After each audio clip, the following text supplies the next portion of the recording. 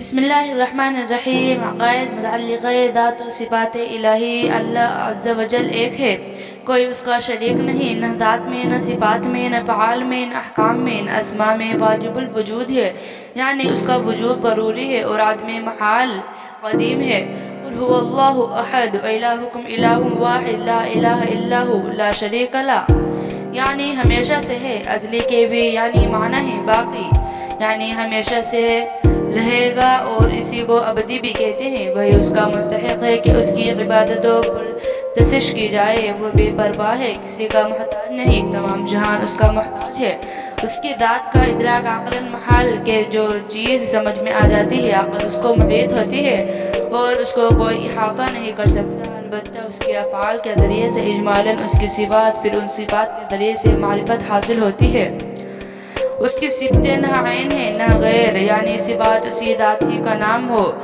ایسا نہیں، اور نہ اس سے کسی طرح کسی نحو وجود میں جدا ہو سکے کہ نفس ذات کی مقتضی ہے اور عین ذات کو لازم ہے۔ جس طرح اس کی ذات قدیم ازلی ابدی ہے، صفات بھی قدیم ازلی ابدی ہے، اس کی صفات نہ مخلوق ہے نہ زیر قدرت داخل۔ ذات اور صفات کے سوا سب چیزیں حادث ہیں، یعنی پہلے نہ تھے پھر موجود ہوئی۔ صفات الہی کو جب مخلوق کہے یا حادث بتائے گمراہ بددین ہے۔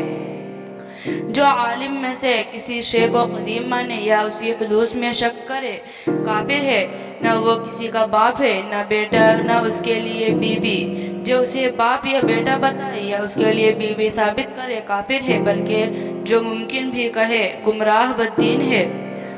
وہ حی ہے، یعنی خود زندہ ہے اور سب کی زندگی اس کے ہاتھ میں ہے، جسے جب چاہے زندہ کرے جب چاہے موت دے۔ وہ ہر ممکن پر قادر ہے، کوئی ممکن اس کی قدرت سے باہر نہیں۔ جو چیز محال ہے اللہ عز و جل اس سے پاک ہے کہ اس کی قدرت اسے شامل ہو، کہ محال اسے کہتے ہیں جو موجود نہ ہو سکے، اور جب مقدور ہوگا تو موجود ہو سکے گا، پھر محال نہ رہا، اسے یوں سمجھو کہ دوسرا خدا محال ہے، یعنی نہیں ہو سکتا، تو یہ اگر زیر قدرت ہو تو موجود ہو سکے گا، تو محال نہ رہا اور اس کو محال نہ ماننا حدانیت کا انکار ہے۔ یوں ہی فتائے باری محال ہے، اگر تحت قدرت ہو تو ممکن ہوگی، اور جس کی پناہ ممکن ہو وہ خدا نہیں، تو ثابت ہوا کہ محال پر قدرت ماننا اللہ عز و جل کی الوہیت سے ہی انکار کرنا ہے۔ ہر مقدور کے لیے ضروری نہیں کہ موجود ہو جائے، البتہ ممکن ہونا ضروری ہے اگرچہ کبھی موجود نہ ہو۔ وہ ہر کمال و خوبی کا جامع ہے، وہ ہر اس چیز سے جس میں عیب و نقصان ہے پاک ہے، یعنی عیب و نقصان کا اس میں ہونا محال ہے، بلکہ جس بات میں نہ کمال ہو نہ نقصان وہ بھی اس کے لیے محال ہے، مثلا جھوٹ و دغا، خیانت، ظلم، جہل، بے حیائی وغیرہ۔ ہاں عیوب اس پر قطعاً محال ہے، اور یہ کہنا کہ جھوٹ پر قدرت ہے بائی معنی کہ وہ خود جھوٹ بول سکتا ہے، محال کو ممکن ٹھہرانا اور خدا کو عیبی بتانا بلکہ خدا سے انکار کرنا ہے، اور یہ سمجھنا کہ محالات پر قادر نہ ہوگا تو قدرت ناقص ہو جائے گی۔ باطل محض ہے کہ اس میں قدرت کا کیا نقصان تو اس محال کا ہے کہ تعلق قدرت کی اس میں صلاحیت نہیں۔ حیات، قدرت، سننا، دیکھنا، کلام، علم، ارادہ اس کی صفات ذاتیہ ہیں، مگر کان، آنکھ، زبان سے اس کا سننا، دیکھنا، کلام کرنا نہیں، یہ سب اجسام ہے، اور اجسام سے وہ پاک ہے۔ ہر پست سے پست آواز کو سنتا ہے، ہر باریک سے باریک کو کہ خوروبین سے محسوس نہ ہو وہ دیکھتا ہے، بلکہ اس کا دیکھنا سننا انہی چیزوں پر مختصر نہیں، ہر موجود کو دیکھتا ہے اور ہر موجود کو سنتا ہے۔ مثلا دیگر صفات کے کلام قدیم ہیں، حادث و مخلوق نہیں۔ جو قرآن عظیم کو مخلوق مانے، ہمارے امام اعظم و دیگر ائمہ رضی اللہ تعالی عنہ نے اسے کافر کہا، بلکہ صحابی رضی اللہ تعالی عنہم سے اس کی تفکیر ثابت ہے، اس کا کلام آواز سے پاک ہے، اور یہ قرآن عظیم جس کو ہم اپنی زبان سے تلاوت کرتے ہیں، مصاحف میں لکھتے ہیں، اس کا کوئی کلام قدیم بلا صوت ہے، اور یہ ہمارا پڑھنا لکھنا اور یہ آواز حادث، یعنی ہمارا پڑھنا حادث ہے، اور جو ہم نے پڑھا قدیم، اور ہمارا لکھنا حادث، اور جو لکھا قدیم، ہمارا سننا حادث، اور جو ہم نے سنا قدیم، ہمارا حفظ کرنا حادث ہے۔ اس کا علم ہر شے کو محیط، یعنی جزیات، کلمات، موجودات، معدودات، مغنومات، محالات، سب کو ازل میں جانتا تھا اور اب جانتا ہے،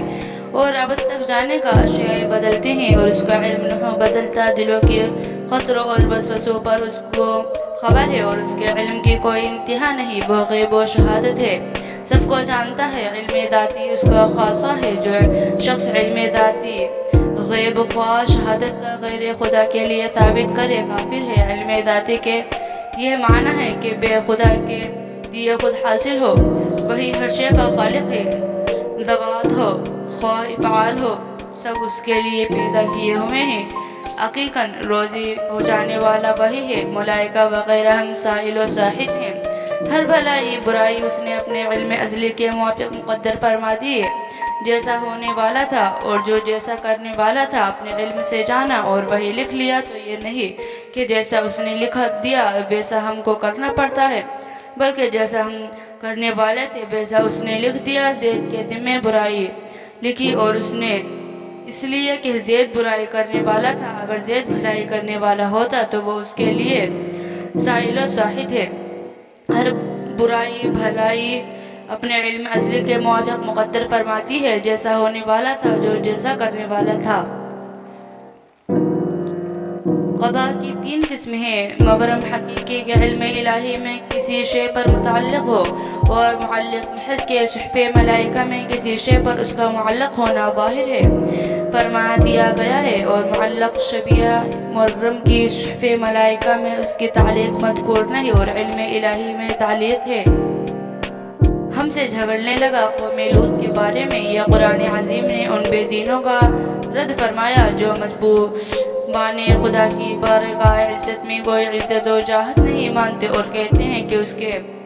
حضور کوئی دم نہیں مار سکتا، حالانکہ اس کا رب عز و جل ان کی جاہت اپنی بارگاہ میں ظاہر فرمانے کو خود ان لفظوں سے ذکر فرماتا ہے کہ ہم سے جھگڑنے لگا قوم لوط کے بارے میں۔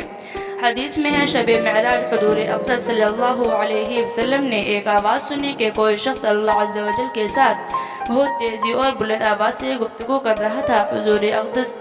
صلی اللہ تعالی علیہ وسلم نے جبرائیل امین علیہ السلام سے دریافت فرمایا